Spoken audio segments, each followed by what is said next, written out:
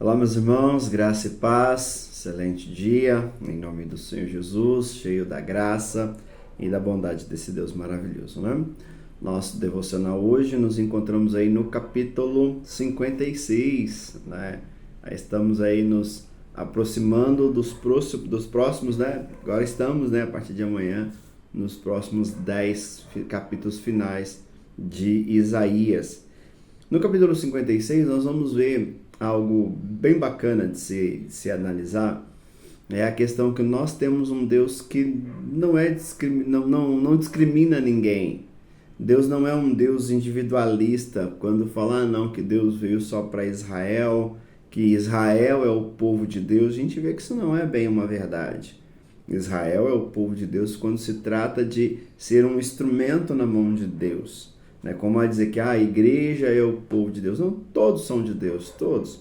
Só que a igreja nós buscamos a cada dia a servi-lo, a buscar, a adorar, a realmente glorificar o nome dele. Então, por isso, levamos alguns títulos. Mas no capítulo 56, o que nos mostra é que os olhos de Deus também estão sobre os ímpios, podemos pensar assim. Tratando Israel, falando de Israel, falando dos judeus, que era um povo a qual Deus havia separado, um povo a qual Deus havia escolhido.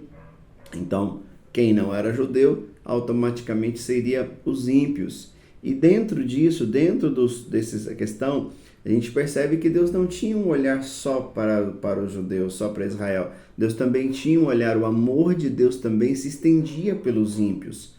Porque nem todo ímpio, ímpio às vezes não é simplesmente uma condição de pecado, muitas vezes é simplesmente uma condição de não ser do povo de Israel. Então Deus vai dizer isso, Deus, assim diz o Senhor, inicia o texto: mantenha a justiça e pratique o que é direito, pois a minha salvação está perto e logo será revelada a minha retidão. O Senhor está falando aqui às outras nações, aos outros povos, dizendo: feliz aquele que age assim, o homem que nisso permanece firme, observando o sábado para não profaná-lo e vigiando sua mão para não cometer nenhum mal. Sabemos aqui, dentro do contexto, a importância do sábado para os povos daquele período, para os povos daquelas nações, como hoje para nós é o domingo, Então sempre que nós lemos sábado, nós entendemos o domingo. Vamos perguntar por que essa mudança? E algumas situações que foram sendo feitas, Em especial o fato de Jesus ter ressuscitado no domingo, para a gente, Porque para nós como cristão, o ápice da nossa vida, o ápice da nossa carreira cristã é a ressurreição, é algo para nós extremamente importante. E como ela se deu no domingo, Então para a gente é muito importante, já é, e depois disso as aparições de Jesus foi sempre no domingo. Então por isso que hoje o nosso sábado, o nosso dia de descanso, o dia do Senhor, é o nosso primeiro dia da semana, que é no domingo, é quando nós declaramos, e nós precisamos guardar.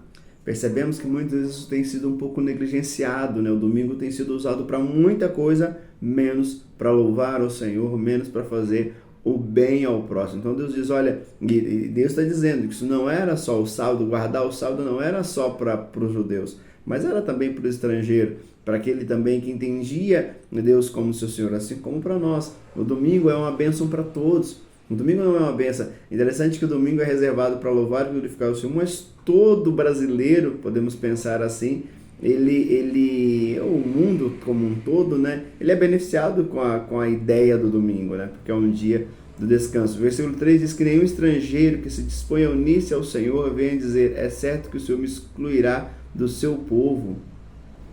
Deus não exclui ninguém. Para mim, essa palavra aqui no versículo 3, ela é fundamental. Deus não exclui, Que olha, é certo que o Senhor... Vamos ler todo o versículo para a gente entender. Que nenhum estrangeiro que se disponha a unir-se ao Senhor venha a dizer: é certo que o Senhor me excluirá do seu povo, e que nenhum eunuco se queixe: não passo de uma árvore seca. Percebemos o que esse texto está dizendo?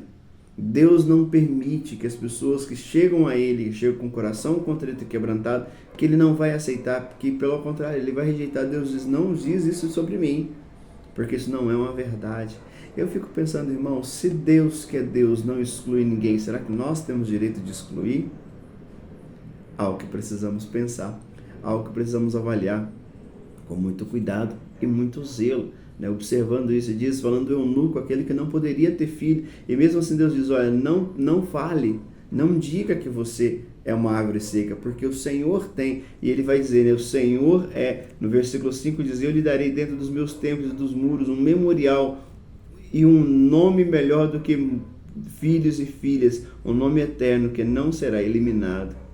Percebe o que você está dizendo? Pensando que na ideia de ter filhos, estavam pensando na questão da geração, na questão de ter um nome, né? Os filhos vão carregar um nome. E o Senhor está dizendo, não, aqueles que chegam-se a mim, eu darei a ele um nome que não será eliminado, um nome que não se apagará. Então precisamos pensar nisso, nessa bondade de Deus, o quanto Deus age, o quanto Deus move, o quanto Deus é bondoso para o seu povo. Que possamos refletir, analisar com muito cuidado e muito zelo todo esse ponto, todas essas questões. Deus abençoe a todos, irmãos, no nome de Jesus.